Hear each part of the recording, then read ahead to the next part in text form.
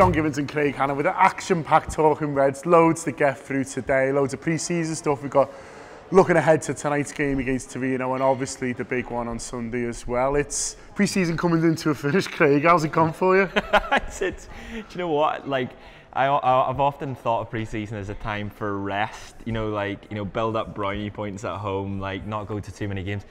Been to them all, I think. I don't think we've missed any of them. I've done 7 out of 8 so far. I think so. I've done 7 out of 8 where I've missed the Dublin one. But it's been an enjoyable one, I would say. Like we talked yesterday about the positivity around this pre-season, and everyone's absolutely bouncing into this new season on Sunday, and yeah, hopefully that continues tonight. Hopefully it does, yeah. Massive thanks to everyone who came to the Belfast and Dublin shows at the weekend. The live shows are always good over that side of the pond, and we had a brilliant time, so thanks to everyone who come. Also on the Saturday night at Dublin, we raised close to €1,000 for the North Liverpool food banks. It was a hat that was signed by Jurgen Klopp. Jurgen Klopp wanted us to raise money for charity for, and so we took it over to the Dublin show.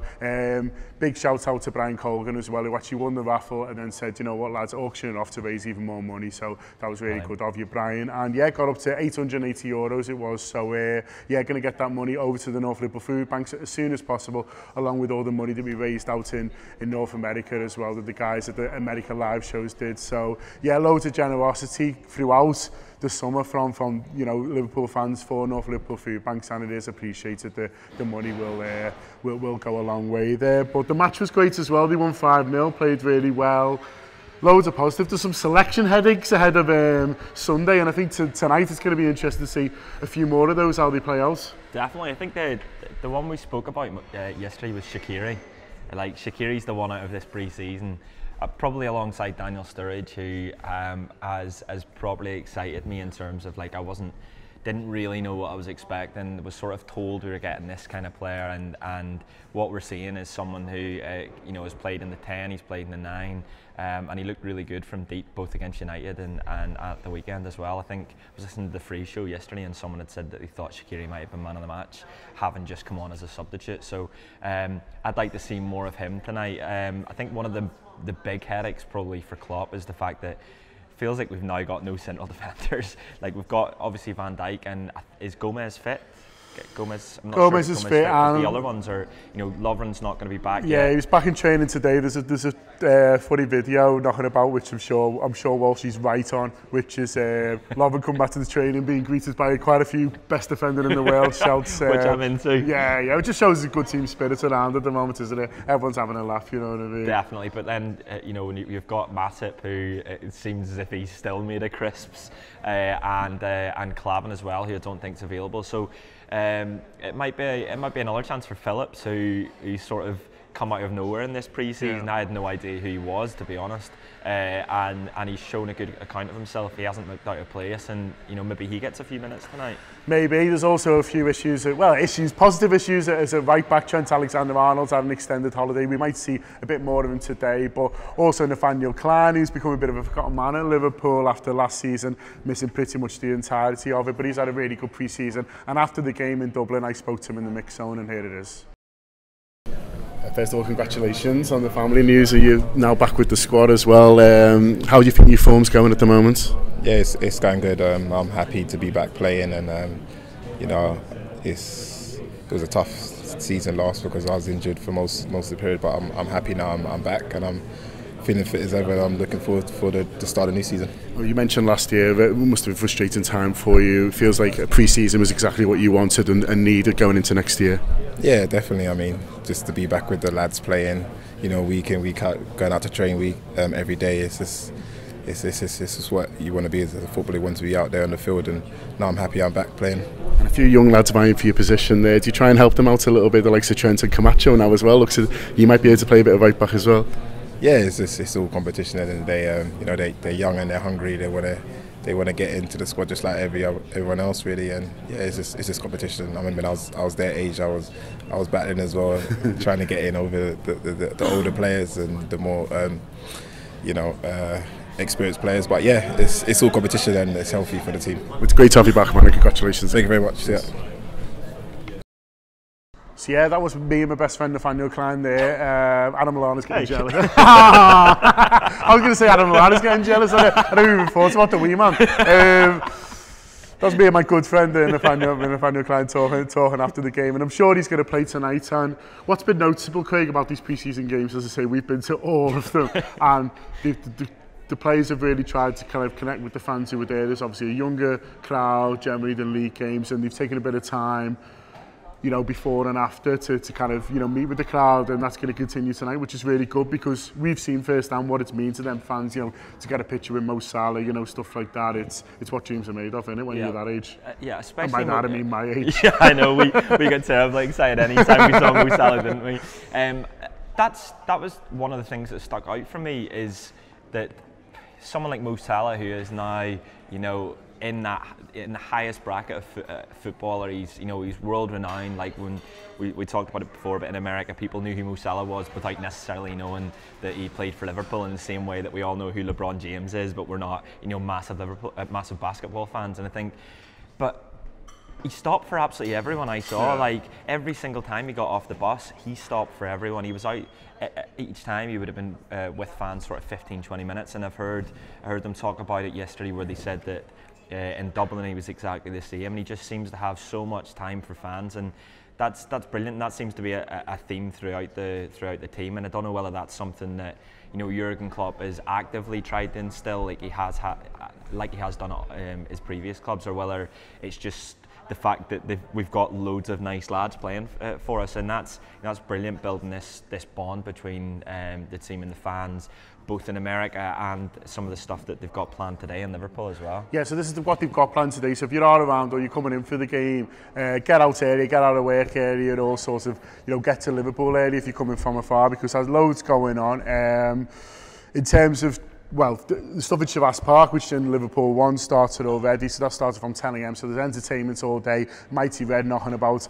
Ian Rush and Fowler doing bits. Fowler's had a bigger summer than you, I think, hasn't he? He has, he was at the rally event we were at, the LFC rally, who had no watch, so hello.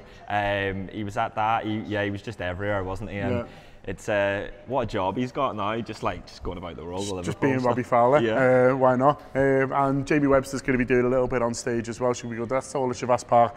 And then the family park at the Anfield Road end of the Cop, that's going to be active from around 3:30. So stuff going on there, entertainment, loads of stuff for kids. Also, at some point, Jurgen Klopp's going to be doing an interview on stage. Also, they've got the World Cup players. I mean, I think I do just mean the Liverpool ones there. I don't think think Messi's coming. imagine every single squad of 32 just lined up, just on a rotation. Oh, the lads from Iran. Big cheer for the boys from Iran. Yeah. I feel like we should just double check on that one, whether it actually is the squads of 32 or whether it's just I think it's just a few, and also just a few of our ones. Which would be all right. I thought Iran did really well. I'd love to give them a cheer. But anyway, World Cup players I've got here on the thing. And then after the game, they're going to be signing, the players are going to be signing shirts, but they're also going to be giving out prizes. So it's called gifts and golden tickets they've got here. And some of them golden ticket prizes are absolutely amazing, stuff you can't buy things. So if you go in the game and you're taking your kids, make sure they're down close to the front. Don't be getting on the pitch, but close to the front for after the game. And who knows, you might be winning a trip to Melwood or something amazing like that. There's loads of good prizes. So really good to see that Liverpool are doing that. And definitely, like you said, it's all around the general positivity around the club at the moment. We've been lucky enough to be close to around the squad, and everyone just seems positive. And it also seems like, you know, we'd all like one more. Everyone always says, we like one more, but there's options up and down the pitch. You know, we've just talked about defensively, okay, centre-halves a little bit of a worry injury-wise at the moment, but there's certainly bodies there, both right back and left back. There's competition. You talk about the Sturridge and Shaqiri, you know, having such pre-season, and also I'd say in the midfield, you know, we haven't even seen Jordan Henderson yet, but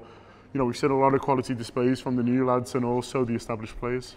Yeah, just on them doing the things in Liverpool today, I can't remember them ever doing things like this, and that's brilliant. And we heard Klopp talk to you in the summer when in the mix zone when he said, my close personal friend, one of them, where he said he basically said that he knows people in Liverpool look at what's happening in America and think, why can't we get that? And it's great that Liverpool are sort of listening and thinking, well, what can we do on the day of this match in the pre-season to let allow kids to get closer to their idols. So that's a real positive.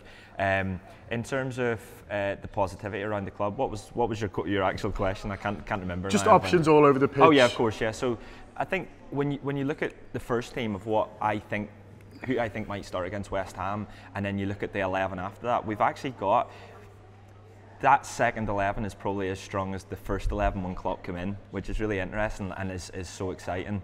And the fact that we've got someone who like Jordan Henderson, who had a brilliant World Cup, hasn't played in pre-season yet, and there's going to be a discussion around whether he starts, whether he can get into the midfield after having such a good World Cup and a great last 6 months of last season as well. So that just goes to show the strength and depth within the side, and that players like Shaqiri and Sturridge, who are two of the most impressive players in pre-season, the fact that there's a high chance that they probably won't start at the weekend, that again shows the depth, and that's that's why this fan base is so positive about what's going on the pitch, I think. We do a free podcast every Monday. Hopefully you all know by now, and hopefully you all download it either from the AnfieldApp.com or your podcast app of choice. But yeah, free show on the Monday. It was full of positivity, as you can imagine. Even Ian Salmon, a man of his age, was getting banged into the fact of what the Reds can do this season. So yeah, if you haven't heard it yet, here's a little clip of Monday's fantastic show. Ian's focusing on Anfield there, Ian Salmon, and I think he's right to do so because we drew 7 games. I think it was 6 or 7 games. Although we finished the season unbeaten, we did have a number of home draws. But it is worth pointing out that the side we're chasing last season at home, the record was played 19, won 16, drawn 2, lost 1. Away, the record was played 19, won 16, drawn 2, lost 1. That there may well be, which is, by the way, it's ridiculous. Back that in. But there is an argument here that Liverpool, we again a lot of the sides we play in the bottom 14, I'd say 10 of them, when we go to their ground, they treat us like the home side, and they very much do the same thing. They get the men behind the ball and look to pick us off, and look to at most pick us off. We are going to have to be able to match something approaching that pace home and away, and that's what the manager's talking about when he's talking to James Pearce. That's what we've got to show all the way through. Yeah, completely. It's got a bit, that's where we lost any chance of challenging for the league last season. It was on the consistency, it was on the stupid draws. I think what you're looking at with the flexibility of the team now is against these teams who decide to play a low block, if we've got to the point where they know there's no point trying to attack us and they're willing to settle for the point, we're going to be playing a 2-1 everybody else.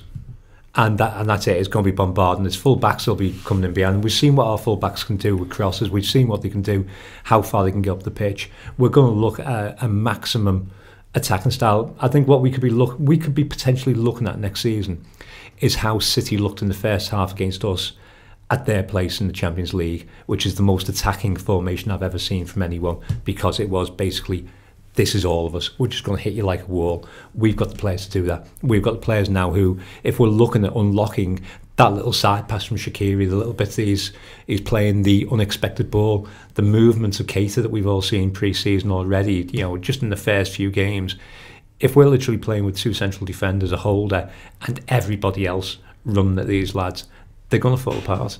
And we've also got the recovery, we've got the pressing and the recovery, as you said about Napoli, the amount of play Napoli had to do just to get to the halfway line. We can do that against anybody away. We can do that against your Wolves, your Fulhams, whoever we're going against away from home. We can do that there. There you go. So make sure you're downloading our free show every week. It comes out on a Monday, and it's always a reflection of the weekend that's gone, which usually involves a game of football, and obviously next weekend will involve our first game against West Ham. So hopefully lots to get into our team into on that. I just wanted to quickly touch on a thing that came out this morning in the news, Craig. An interesting one, the ESPN Look Index. I don't know if you've seen it. It said it was an independent study conducted by the University of Bath, which I think is one of the more, reputable I would say so. universities up and down the country. It certainly sounds like it. Doing great work. And one of these things, they've teamed up with ESPN to do this Look Index, and they found that Liverpool were the unluckiest team in the Premier League last season. So they've looked at decisions we should have got, things that should have gone the other way, and apparently we were 12 points short of where we should have been. And Are you ready for it? I mean, this is going to be a bit of a shocker for you.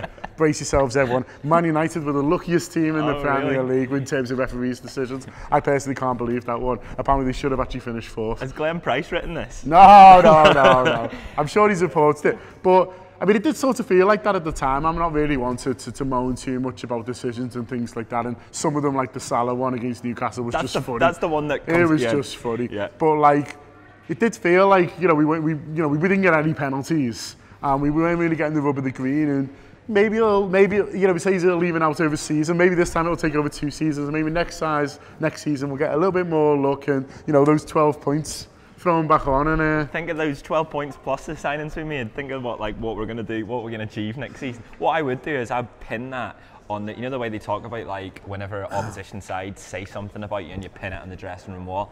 Get that in the referees room. Get that in the referees room to show them. I think. Yeah, look, I think as fans we always think that our club's the unluckiest side. But it's been confirmed by the University of Bath. Exactly. So whenever you're talking to your mates, United mates, and you're saying, no, we never get anything, they're going, you do, you always get. You say, but the lads at University of Bath have said this, and they're never wrong. So, which I don't know. That's I'm quite happy to go with that. They're potentially never wrong, but.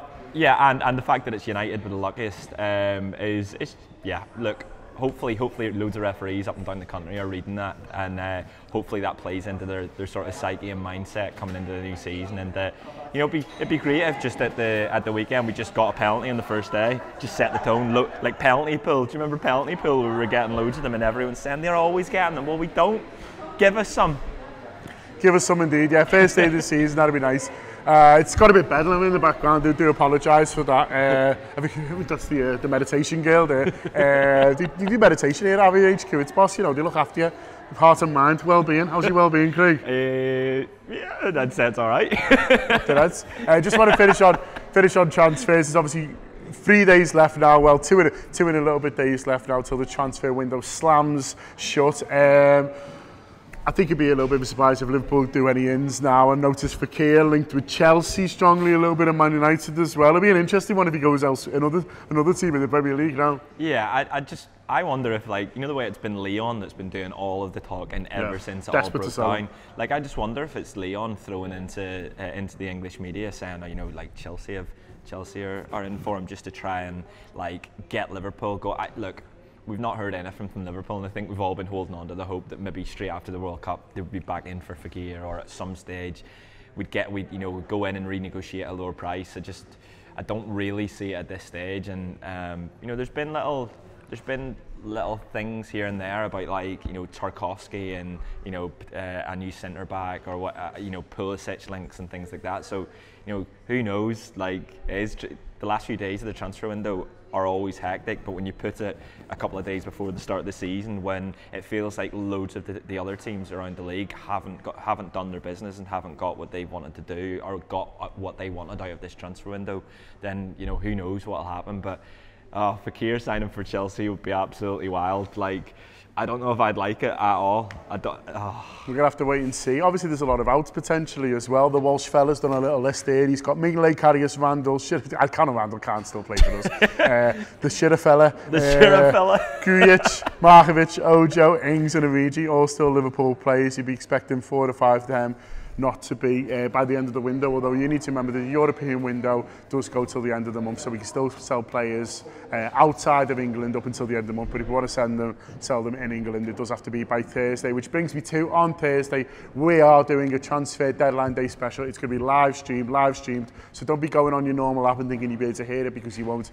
There'll be a link that the Anfield app will be sending out in due course, which will allow you to listen to us live. I don't think we'll put it out after, because let's face it, it's going to be 5 hours of madness, and who's going to want to wade through all that afterwards. But if you want to dip in and dip out live on the transfer deadline day, if other providers are available, but I know they do people's head in with the Hyper Bowl and the swooshes, and they're going live to fellas with dildos in their ears and stuff like that. Whereas with us, hopefully there'll be none of that. I really hope it's just Gibbo sat with nothing but a yellow tie on. that's what I want. I have got a yellow tie, so. Here we go. It's at least write possible. That down, Walshy.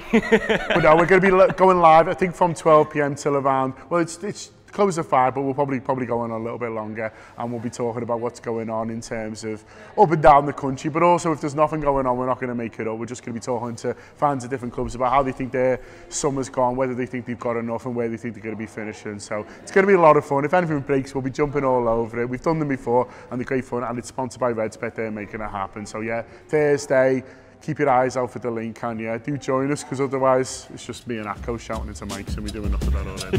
Yeah, up the Reds.